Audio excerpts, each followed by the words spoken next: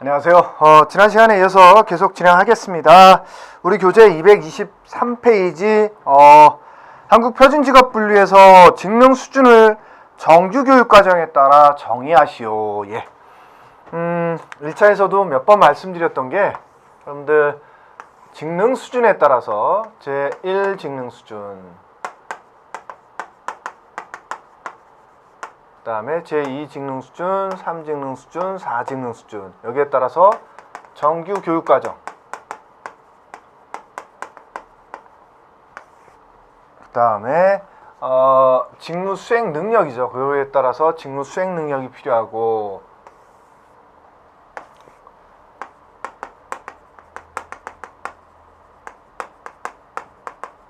또한 한국 표준직업분류, 한국 표준 직업분류와의 연계, 직업분류 대분류와의 연계죠. 대분류와의 연계. 요거는 좀 반드시 기억해 두시면 좋다라고 1차에서 몇 번 말씀드렸던 적이 있습니다. 자, 그래서 제1 직능 수준은 우리 정규 교육과정으로 말하면 초등이에요, 초등. 그러니까 기초적인 교육이 필요한 거죠. 그래서 초등교육 정도만 나오면 충분히 할 수 있는 게 제1 직능 수준이었다라는 거죠. 그래서 직무 수행 능력도 심을 사용하면 되는 거예요. 단순하게 심을 쓰면 되고 반복적인 일이에요. 단순 반복이다. 이 정도면 충분하다라는 거죠. 그러다 보니까 한국 표준대 직업분류 대분류에서는 단순하게 힘만 쓰는 정도의 일이 어떤 게 있었나? 9번 단순 노무 종사자가 있었던 거죠. 9번 단순 노무 종사자. 그 다음에 제2 직능 수준은 중등교육을 마칠 수 있어야 돼요. 중등교육. 우리 말하면 중학교나 고등학교 정도를, 중고등학교를 관장하는 게 중등교육입니다. 그래서 중등교육을 마치거나 혹은 그에 상응하는 교육을 받았을 정도면 된다라는 거죠. 거기에 따라서 보통 이제 일반적으로 완벽하게 읽고 쓸 수 있는 능력, 읽고 쓸 수 있는 능력, 쓰는 능력이죠. 그 다음에 계산 능력과 의사소통 능력이죠.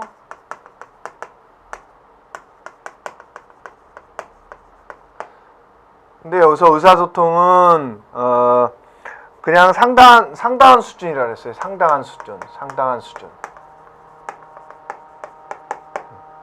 그 다음에 3 직능 수준은 중등교육 플러스 1에서 3년 정도의 추가적인 교육이 필요하다. 결국은 우리 수준으로 말하면 전문대 정도가 맞을 것 같아요. 중고등학교 졸업하고 1, 3년 정도의 추가적인 교육이라 했으니까 전문대 정도의 교육을 받으면 될 수 있다. 이런 거죠. 정규 교육 과정으로는. 그 다음에 직무 수행 능력은 복잡한 과학과 실제적인 업무를 수행할 정도의 전문적인 지식을 보유하고, 전문 지식이 필요하대요. 그 다음에 상당한 정도의 의사소통 능력이 필요하다라는 거죠.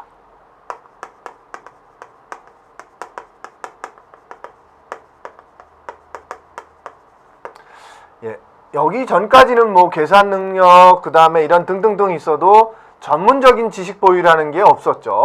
3 직능 수준에 오면서 나온 거죠. 그래서 2 직능 수준과 3 직능 수준, 그래서 2 직능 수준은 또 한국 표준 직업분류 대분류로 본다면 어디에 속하냐면 주로 3번 사무종사자부터 시작해서 8번 기계조립 장치 종사자, 그래서 3번에서 8번에 해당하는 그 직업이 제2 직능 수준을 필요로 한다라는 거죠. 그 다음에 3과 4 직능 수준은 같이 묶여갑니다. 4 직능 수준은 정규교육과정으로 보면 학사 이상입니다. 학사 이상의 학력이라는 거죠. 그래서 학사 혹은 석사 그 밖에 그에 상응하는 교육 수준인 거죠. 학사 이상으로 보면 될 것 같아요. 학사 이상. 그 다음에 직무 수행 능력은 매우 높은 수준의 이해력과 창의력, 의사소통 능력이 필요하다. 매우 높은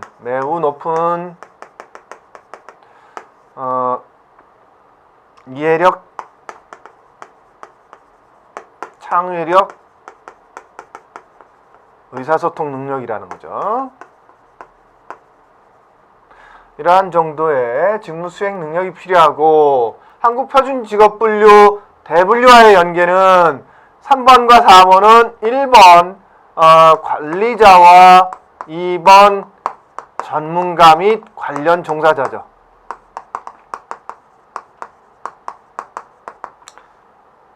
예, 여기 1번부터 9번이 있었고 또 A 군인이 있었는데 군인이 빠져있죠. 그래서 군인은 별도로 봐야 돼요. 군인은 뭐하다? 예, 직능 수준과는 무관하다. 그래서 1직능을 잇든 4직능을 잇든 군인 업무를 수행하는 데는 아무런 지장이 없다라는 거죠. 그 직능 수준에 맞춰서 군인의 보직을 받거나 하면 된다라는 거죠. 예, 그래서 우리 교재에 문제에 나와 있는 것처럼 한국표준직업분리에서 직능 수준을 정규 교육과정에 따라 정의하시오 그러면 여기까지는 쓰라는 거예요. 여기까지는.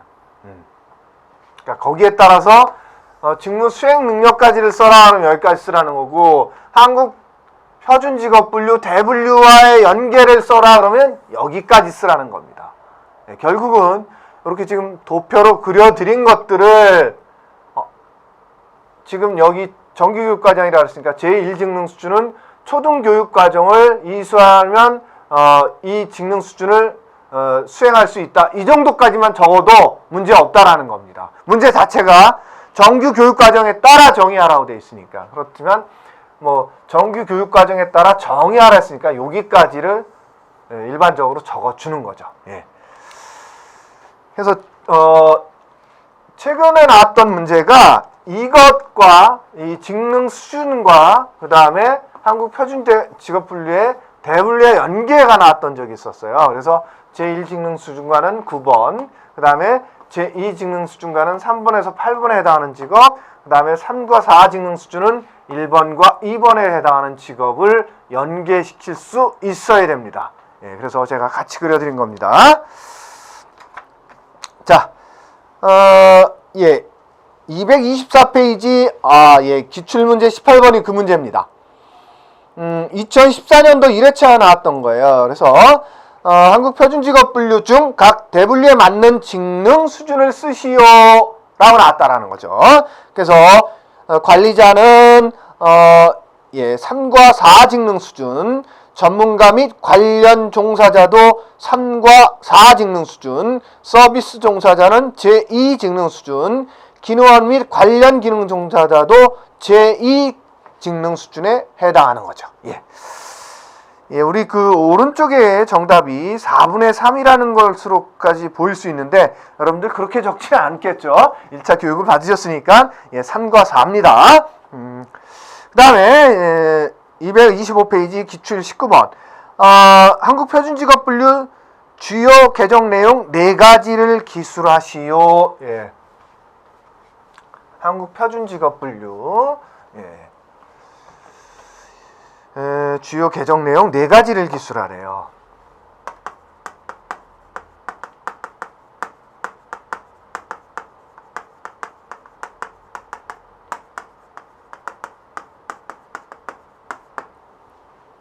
그래서 이거는 뭐 제가 굳이 설명 안 드려도 될 것 같은데 그냥 잠깐 볼게요. 1차 교재에 나왔던 문제고, 그 다음에 자, 우리 교재에 나오는 것처럼 그 1번 첫 번째는 전문가 및 관련 종사자의 입장에서는 조금 더 그 증가 추세를 반영해서 세분화시켰다라는 거고, 그 다음에 통합시켰다라는 거죠. 전문가와 준전문가를 통합시켰다라는 거죠. 그래서 전문가와 준전문가는 통합시켰고, 여기에 따라 통합된 거기 때문에 세 분류는 좀 더 세분화했다. 이 정도로 이해하시면 될 것 같고요. 두 번째는 중분류 이하는 우리나라 노동시장을 반영해서 직능 유형 중심으로 갔다. 예. 그 다음에 세 번째 중분류 이하는 우리나라의 노동시장 추세와 고용자 수를 감안해서 분류 항목을 조정했다.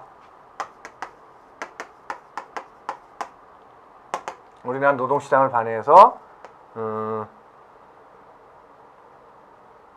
중분류 이하는 중분류는 썼죠. 중분류 이하는 세분화시켰다. 요 정도가 크게 나오는 내용이었고, 그 밑에 이제 내용들을 조금 더 적으면 되겠죠. 그래서 밑에 나오는 전문가 및 관련 종사자 쪽에서는 고용자 수나 경제 구조 변화를 반영해서 좀 더 세분화했다. 그 다음에 농림업이나 제조업, 건설업 분야에 있어서 현장 근로자는 점차 감소 추세에 있기 때문에 통합시켰다. 그냥 농림업 쪽에서 현장 관리자, 현장 근로자, 그 다음에 제조업 쪽에서 현장 근로자, 이런 것들을 여러 분야를 세분화해서 나눠놨던 걸 그냥 통합시켜서 현장 근로자 뭐 이런 식으로 통합했다라는 거예요. 그 다음에 세세분리에 새로운 직업을 추가하거나 고용자 수가 감소하는 직업은 유사 직업으로 통합했다라는 거죠. 세세분류에 있어서는 감소하는 직업, 감소 직업, 혹은 유사 직업은 통합시켰다. 그 다음에 분류기호. 대분류는 자로 끝나죠. 대분류는 자로 끝나고, 중분류는 직으로 끝나고, 그죠? 그 다음에 9번으로 끝나는 거는 기타나 그 외에 속하지 않는 부분들을 나타내는 게 9번이고, 그 다음에 끝자리가 0번이면 더 이상 세분류가 불가능하다라. 세분류 불가한 것을 0으로 처리했다. 이렇게 적어주시면 될 것 같습니다. 자, 그 다음에 226페이지 예상문제. 직업분류가 기초자료로 활용되는 기준 5가지를 쓰시오. 자, 우리 1차 교재에 나왔던 거고요. 직업분류가 기초자료로 활용되는 분야.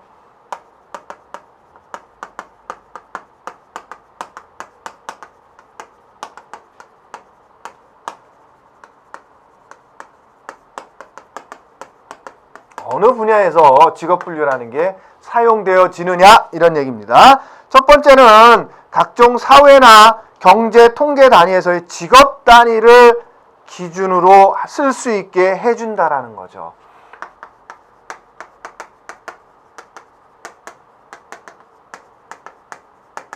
직업 단위를 구분시켜주는 역할을 해준다라는 거죠. 두 번째는 취업 알선을 위한 구인 구직 안내의 기준이 되기도 한다.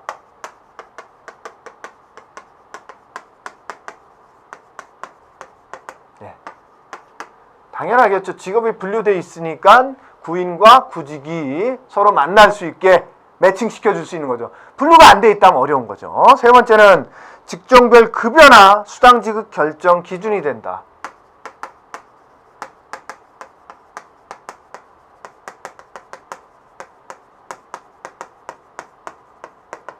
직업이 분류되어 있기 때문에 가능한 거예요. 그 다음에 직종별 특정 질병의 이환율이나 사망률과 그 다음에 생명표 작성의 기준이 된다. 이환율, 그 다음에 사망률, 그 다음에 생명표 작성 기준이 된다. 직업에 따라서 병이 걸리는 그러한 발병률이나 혹은 사망하는 비율이라든가 혹은 언제까지 살 수 있는지 생명표를 작성하는 데 있어서 직업별로 다 다르다라는 거예요. 여러분들 주로 요즘 같으면 아마 농업 분야에 종사하시는 분들이 좀 장수하실 거예요. 사무직보다는. 왜냐하면 사무직은 스트레스를 너무 많이 받아. 농업 분야에 계신 분들은 스트레스를 좀 덜 받죠. 그런 직업에 따라서도 다 달라질 수 있다라는 거죠. 그 다음에 마지막으로 보험료 산정에도 사용되어지는 거죠. 그래서 뭐 그 트럭 운전기사와 일반 격리 사무원이 있다. 그럼 어떤 사람이 산재사고가 훨씬 더 많이 발생하냐 이거죠. 당연히 트럭 운전사가 산재사고가 많이 발생하겠죠. 거기에 따라서 어떻게 해요? 모든 어떤 보험을 들면 보험료율이 결정이 될 거 아닙니까? 그죠? 그런 식으로 직업이 분류가 되어 있기 때문에 이러한 것들이 가능하다. 이렇게 이해하시면 될 것 같습니다. 그 다음에 포괄적인 업무의 개념을 적고 직업 분리의 원칙을 3가지를 쓰시오. 예, 이건 제가 좀 크게 보겠습니다. 직업 분류라는 거에 있어서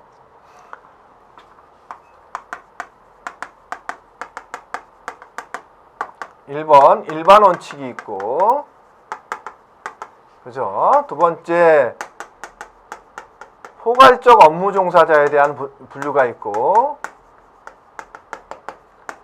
그 다음에 다수직업 종사자가 있습니다.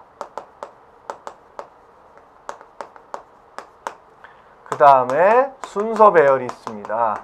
이렇게 4가지로 직업 분류할 때 원칙이라는 게 있다라는 거죠. 그래서 일반적인 원칙은 첫 번째는 포괄성의 원칙이라는 게 있고, 두 번째 배타성의 원칙이라는 게 있다. 포괄성이라는 건 말 그대로 포함되어야 된다. 포함이라고 이해하시면 될 것 같아요. 그래서 직업 분류할 때 그 어떤 범주에든 들어가 있어야 직업으로 분류해주지, 빠져 있었다 아예, 그럼 직업 분류에 아예 들어가지 않는다라는 거예요. 그런 얘기고요. 그 다음에 배타성이라는 것은 하나의 직업에는 독특한 그 직업만의 직무 특성이라는 게 있다라는 거예요. 그게 다른 직업이 똑같은 게 있다. 그럼 직업 분류가 의미가 없죠. 예를 들어서 아까 좀 전에 말씀드렸던 것처럼 격리사무원과 트럭 운전 종사자가 있다. 그러면 트럭 운전 종사자라는 건 운전을 하는 거고 어디를 또 물건을 실어서 갖다 주는 이런 직무라는 걸 가지고 있는 거, 격리사무원은 숫자를 가지고 일을 하고 또 증빙 자료라든가 이런 걸 통해서 회사의 어떤 재무적인 사항을 파악할 수 있는 자료를 만드는 거예요. 이렇게 다르다라는 거죠. 직무 특성이 똑같다. 그러면서 배타성이 위반된다라는 거예요. 배타성이라는 건 뭐예요? 종교적 배타성은 그렇다 그랬잖아요. 기독교의 종교적 배타성은 내가 믿는 하나님 외에는 다른 신은 존재하지 않는다라는 거죠. 마찬가지예요. 다른 종교에서도 그들이 믿는 종교에서의 신 외에는 없다라는 거죠. 그렇듯이 배타성이라는 그런 거예요. 마찬가지로 직업에서의 배타성은 그 직업이 갖는 고유한 특성은 다른 직업에서 똑같이 나타난다. 그러면 분류로서 아무런 의미가 없다라는 거죠. 나는 내가 갖는 직업은 나 나름대로의 독특한 특성이 있다라는 걸 얘기할 수 있는 게 배타성이에요. 그 다음에 지금 나오는 것처럼 포괄적인 업무, 한 사람이 여러 가지의 직무를 동시에 수행하는 거예요. 예를 들면 빵집 주인이 빵을 만들기도 하고 서비스하기도 하고 배달하기도 하고 청소하기도 하고 관리하기도 한다. 이런 것들이 여러 가지 직무를 같이 한다는 거죠. 이게 포괄적인 업무 종사자에 대한 정의입니다. 예. 그래서 이 포괄적인 업무의 개념을 적고 거기에 따라 직업분리 원칙을 쓰시오. 예, 직업분리 원칙은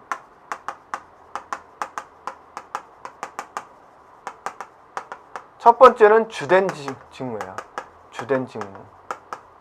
말 그대로 내가 하는 일들을 여러 개 직무가 있다 그랬잖아요. 그 직무들을 펼쳐서 차곡차곡 혹은 뭐 계산을 해봤더니 혹은 분석을 해봤더니 가장 많은 시간을 투자하거나 많은 노력을 기울여거나 많은 어떤 그 뭐랄까요 신경을 쓰거나 등등등 해서 가장 신경을 써서 하는 것들, 그게 주된 직무가 되는 거예요. 그래서 그런 것들을 숫자적으로 표현해 봤을 때도 가장 많은 거에서, 그래서 수적 우위의 원칙이라는 표현도 써요.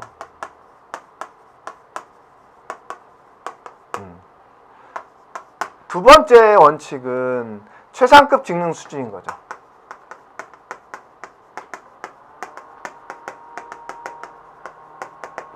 이건 말 그대로 직능 수준이 높은 거, 똑같은 거라면 직능 수준이 높은 직업을 그 사람의 직업으로 선택하겠다라는 거예요. 그래서 예를 들어서 지금 여기서 나왔던 예를 들어보면 빵집 주인이다. 빵집 주인인데 여러 가지 일을 한다라는 거죠. 그랬다 보니까 뭐 예를 들어서 제빵이라는 것도 있고, 그죠? 제빵사, 빵 만드는 자체가 제빵이죠. 그 다음에 지금 잘 안 보니까 서비스, 그 다음에 배달, 그 다음에 청소, 그 다음에 관리자, 뭐 이런 것들을 다 해봤어요. 시간 배분, 그 다음에 노력, 그 다음에 뭐 기술이나 기능, 뭐 등등등 해서 다 분석을 해서 점수를 내봤어. 그랬더니 내가 뭐 한 분야당 100점 만점으로 줬을 때 제빵은 뭐 95점을 줬어. 근데 서비스는 40점, 배달은 50점, 청소는 50점, 관리는 70점 이렇게 나왔다. 그러면 이 사람의 주된 직무는 제빵이라는 거예요. 이렇게 따져봤더니 숫자적으로도 가장 높이 나오는 게 주된 직무라는, 그래서 숫자 우위의 원칙이라는 표현을 쓰는 거예요. 그 다음에 보니까 똑같아. 근데 이게 뭐 예를 들어서 70점으로 똑같다. 그러면 관리자의 직무와 제빵사의 직무 중에서 직능 수준이 높은 거는 이게 직능 수준이 높아요. 관리자의 직능 수준이 뭐죠? 3이나 4 직능 수준인 거죠. 근데 제빵은 제2 직능 수준인 거예요. 그러다 보니까 똑같이 70점 나왔다. 그러면 두 번째는 관리자라는 거죠. 근데 뭐 이것도 똑같다. 이것도 예를 들어서 관리자가 아니라 예를 들어서 배달인데 70점이었다. 똑같이. 이거는 예를 들어서 60점이었고. 그러면 뭐 이것도 이 직능 수준, 이것도 이 직능 수준이다. 그렇게 본다면 배달은 아니겠다. 서비스로 봐야 되겠네요. 배달은 1직능 수준으로 봐야 되겠네요. 여기도 70점, 여기도 70점이다. 2직능 수준, 서비스 종사자도 2직능 수준이니까. 그랬을 때 직능 수준 갖고 구분하는 게 어렵다. 그러면 세 번째로 간다라는 거예요. 세 번째는 뭐다? 생산 업무 우선 원칙이라는 거. 그랬을 때 이 두 가지 중에서 빵을 만드는 것이 생산적인 부분에 있어서 먼저라는 거죠. 그러면 제빵사를 이 사람의 직업으로 보겠다. 이렇게 한다라는 거예요. 이게 포괄적인 업무 종사자의 직업 분류 원칙이라는 거죠. 그 다음 세 번째는 다수직업 종사자다. 말 그대로 한 사람이 두 가지 이상의 직업에 종사할 경우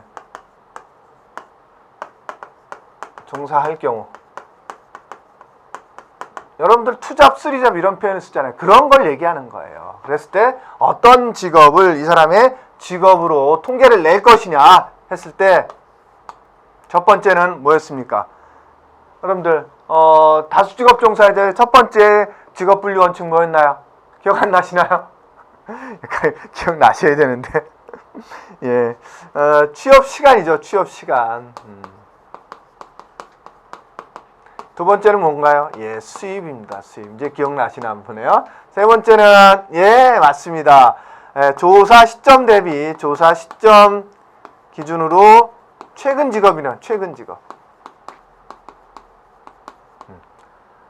말 그대로 이 사람이 두 가지 A라는 직업도 있고 B라는 직업도 있다 그러면 일하는 시간이 어떤 게 많으냐에 따라서 이게 10시간이 10시간은 좀 이게 6시간, 이거는 4시간 일한다. 그럼 당연히 A라는 직업을 그 사람의 직업으로 분류시켜줘야 된다라는 거죠. 근데 똑같이 4시간씩 일한다. 그럴 땐 이거 갖고 하면 안 되겠죠. 시간 갖고. 두 번째는 A 직업은 200만 원 버는데 B 직업은 250만 원을 본다. 4시간에서.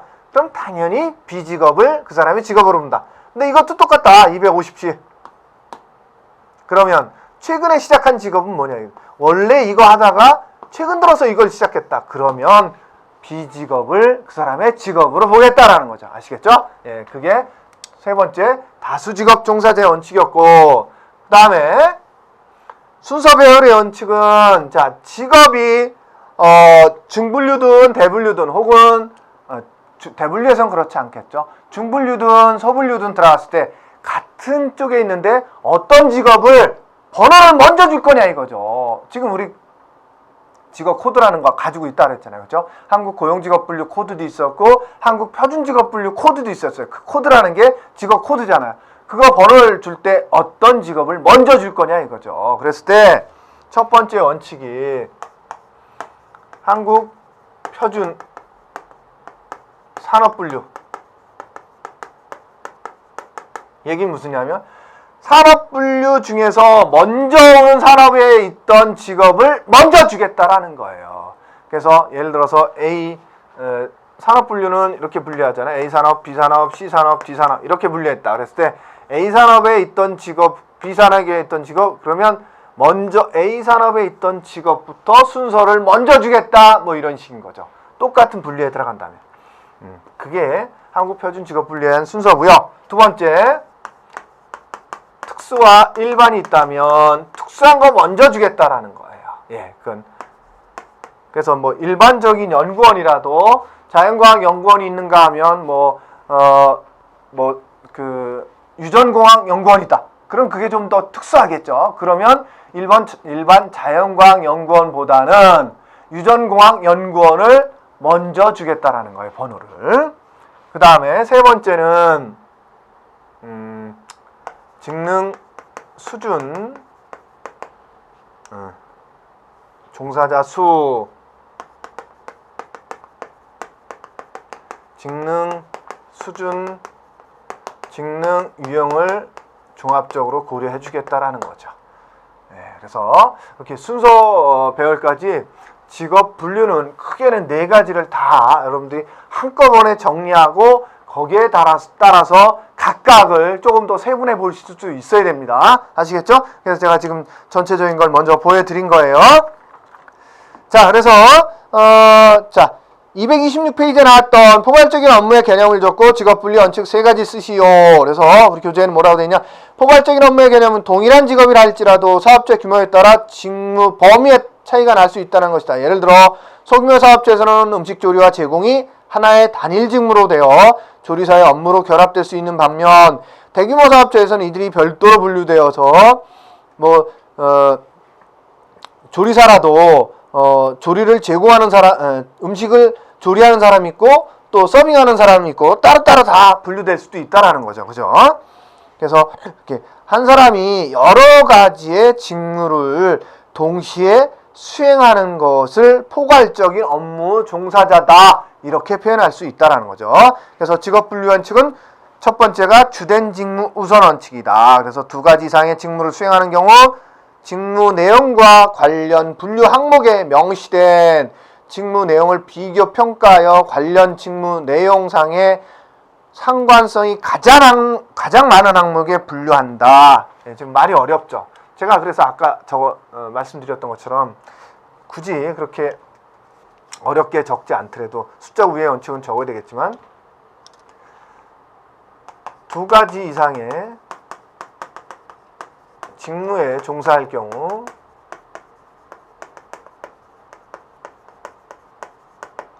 직무들을 분석해서 가장 높은 점수를 받는 직무. 이게 주된 직무예요. 그래서 이 숫자라는 게 나오기 때문에 수적 우위의 원칙이라는 것도 쓴다라는 거예요. 아시겠죠? 그 다음에 두 번째는 최상급 직능 수준 우선이라는 거죠.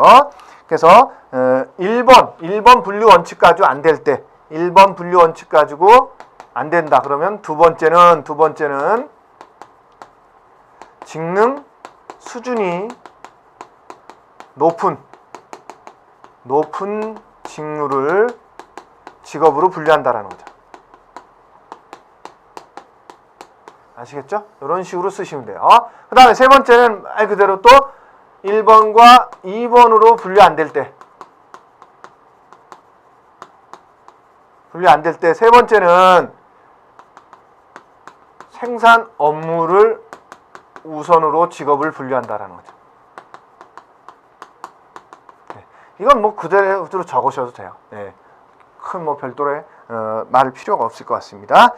그 다음에 그 다음 문제가 직업 분류의 일반 원칙 두 가지를 쓰고 간략히 설명하시오. 예상 문제입니다. 그래서 좀 전에 얘기했던 포괄성의 원칙과 배타성의 원칙이라는 거죠. 그래서 이것도 교재에 있는 그대로 쓸 필요 없이요.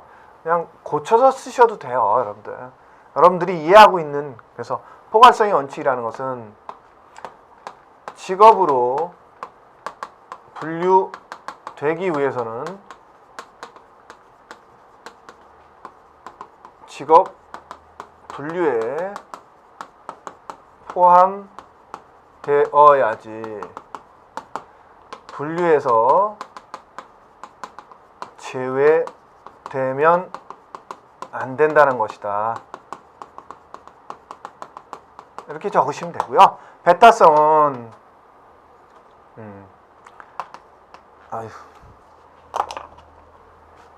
하나의 직업에는 고유한 해당 직업 그 직업만이 갖는 고유한 특성이 있고 다른 직업과 같을 수 없다라는 거죠.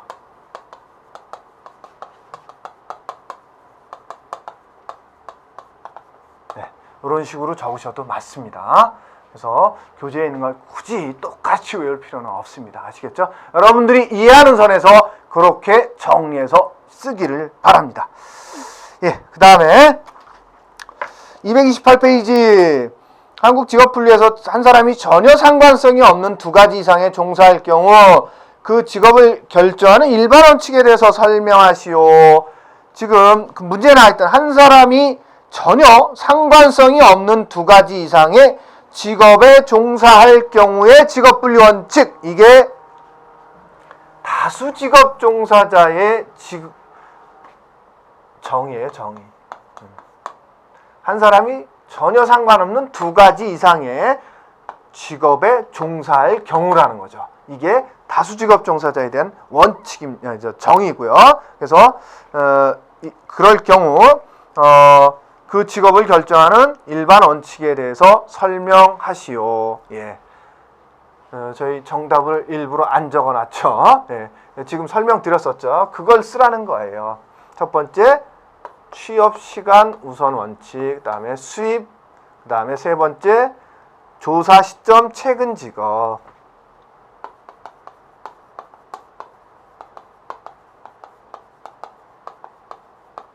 네. 그럼 이건 어떻게 적느냐? 말 그대로 두 가지 직업 중에서 취업 시간이 많은 직업을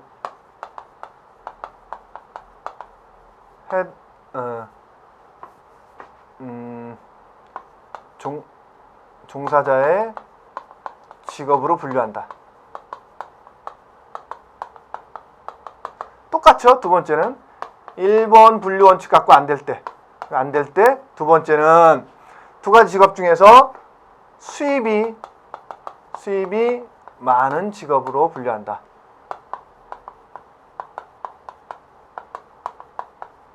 네. 그 다음에 세 번째 마찬가지예요. 1번과 2번으로 분류가 안 될 때, 세 번째는 최근 조사 시점으로부터 조사 시점 기준으로 최근에 시작한 직업을 종사자의 직업으로 분류한다는 거죠.